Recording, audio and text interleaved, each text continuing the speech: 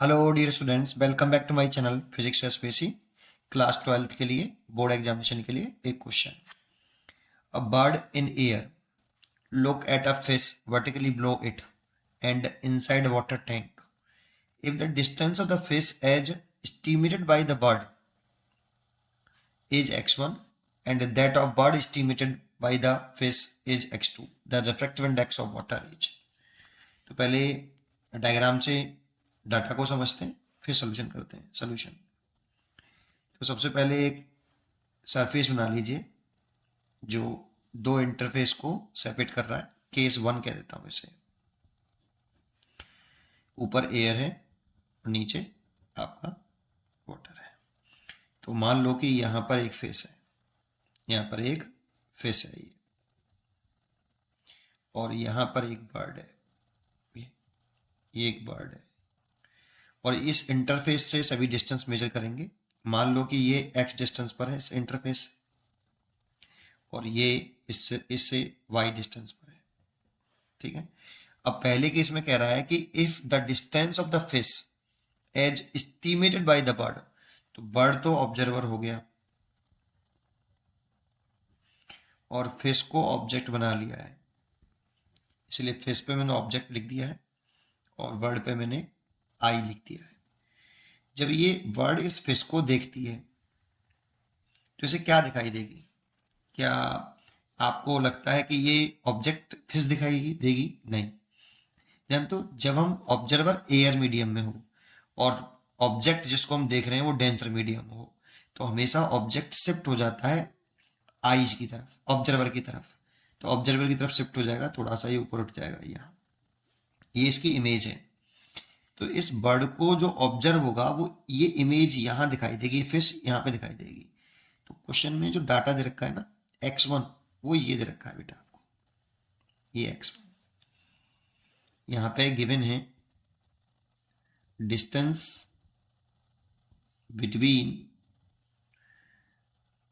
Bird जो कि आपका ऑब्जर्वर है and image of fish, image of fish जो हो रही है वो x1 है।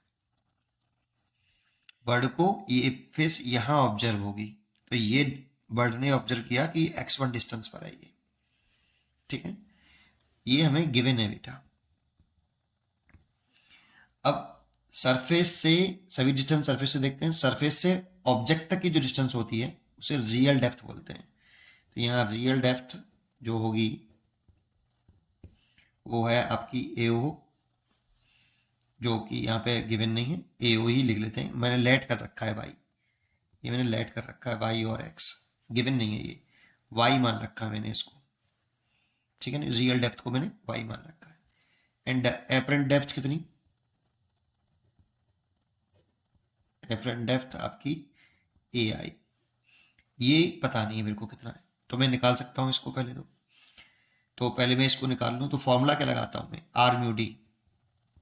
हमेशा R mu D is equal to, जो बड़ा है इन दोनों में से बड़ा कौन है? रियल डेप्थ और एपरेंट डेप्थ में देखो ए ओ बड़ा है ए आई से, तो यहाँ ए ओ बड़ा है ए आई से। तो हमेशा जो आर म्यू डी, हमेशा यहाँ आर म्यू डी आता है, जो बड़ा होता है वो ऊपर लिख लेते हैं। तो ए ओ ओवर ए आई।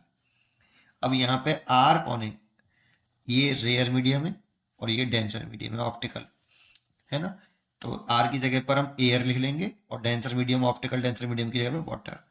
तो लिख सकते हैं मैं इसकी जगह पे A mu water is equal to A O upon A I. यहाँ से देखो ए ओ तो मैंने लेट कर रखा है वाई, तो इसलिए ए ओ की जगह पे मैं वाई लिख दूंगा। इसे लिख सकता हूँ मैं mu W, mu W upon mu है, म्यू एरे की वैल्यू 1 हो जाएगी, इसलिए म्यू डब्ल्यू लिख लेता हूँ।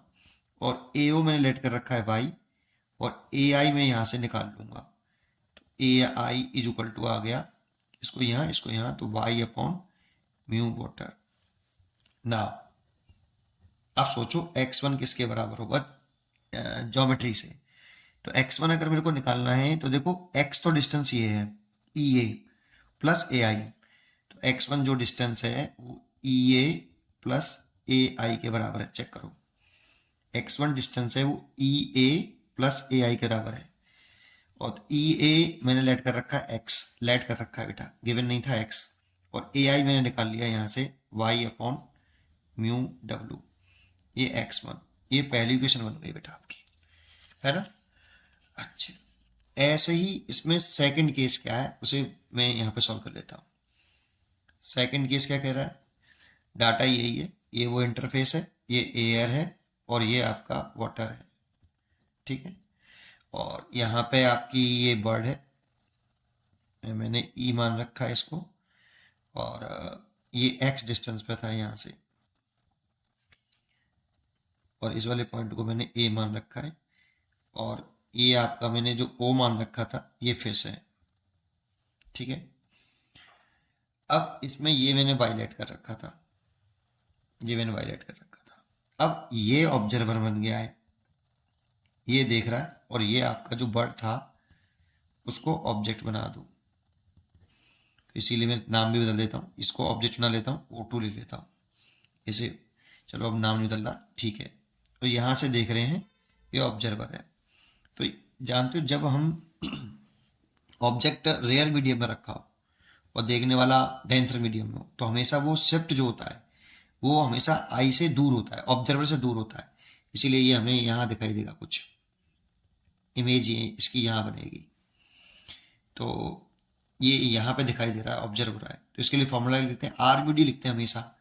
तो आर म्यू डी तो कितना हो गया, ए म्यू डब्ल्यू ई हो गया। अब इसमें रियल डेप्थ कौन सी है बेटा, ये तो रियल हाइट हो गई आपकी, ये वाली से रियल हाइट बोलेंगे, हाइट, है ना।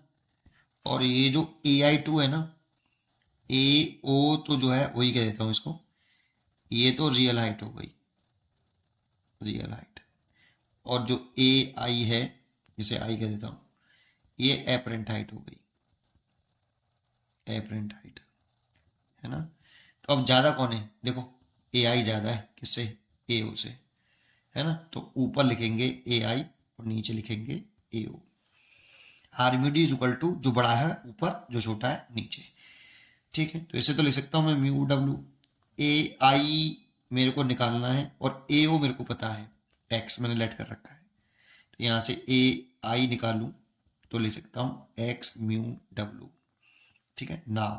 अब ज्योमेट्री से देख लो, ये जो आपका क्वेश्चन में जो गिवन है ना, फिश को ये ऑब्जेक्ट यहाँ दिखाई दे रहा है, तो क्वेश्चन में ये डिस्टेंस हमें x2 दे रखी है, ये वाली फिश को ये यहाँ एस्टिमेट हो रहा है बेटा, फिश से कितनी दूरी पर है ये इमेज। तो फिश को इमेज जो बर्ड होगी वो यहाँ नहीं दिखाई दे रही होगी, यहाँ दिखाई दे रही होगी। हमेशा दिखाई क्या देती हैं, इमेज दिखाई देती हैं। तो बर्ड इस फिश को यहाँ ना दिखाई देके यहाँ दिखाई दे रही होगी, इसीलिए उसने एस्टिमेट की इतनी फिश ने x2। अब सोचो x2 किसके बराबर, तो ज्योमेट्री से सोचना पड़ेगा, x2 y प्लस ए आई के बराबर। देखो y प्लस ए आई, है ना। देखो x2 निकालना है तो y तो ये हो गया, और ए आई और जोड़ लो उसमें, x2 हो जाएगा नहीं, तो y तुमने लेट कर रखा था, ए आई मैंने निकाल लिया है, x म्यू डब्ल्यू, ए x2 हो गया, है ना। और ये इक्वेशन नंबर आपकी 2 हो गई। अब इन दोनों इक्वेशनों को सॉल्व करना है, तो एक काम करता हूं मैं, कुछ नहीं करना, यहां से x निकाल लो बस केवल। आप यहां से अगर x निकाल लूं तो x1, x और y को एलिमिनेट करना है हमें, x और y लेट किए थे हमने, तो x को निकाल लूं तो x1 minus y upon mu डब्ल्यू, और यहाँ पुट कर दूं x की जगह पे, तो x2 is equal to y plus x की जगह पे ये लिख दूं मैं कितना, x1 minus y upon mu W into mu W. अब सॉल्व कर लूँ तो x2 इज इक्वल टू, ये तो y प्लस अंदर मल्टीप्लाई करूंगा तो x1 म्यू डब्ल्यू, इसमें मल्टीप्लाई करूंगा तो म्यू डब्ल्यू से म्यू डब्ल्यू टिक जाएगा, माई माइनस के वाई, ये दोनों कट जाएंगे, वे मल्टीप्लाई कर लो भाई, है ना। तो y से y कैंसिल हो जाएगा। तो इसमें देखें तो यहाँ से म्यू डब्ल्यू निकालें तो mu W is equal to कितना आएगा, x2 अपॉन x1। ये देखो mu W is equal to आ गया कितना, x2 अपॉन x1। इसीलिए इसका जो आंसर हो गया वो बी चॉइस इज करेक्ट, है ना। पढ़ते रहिए और खुश रहिए, थैंक यू।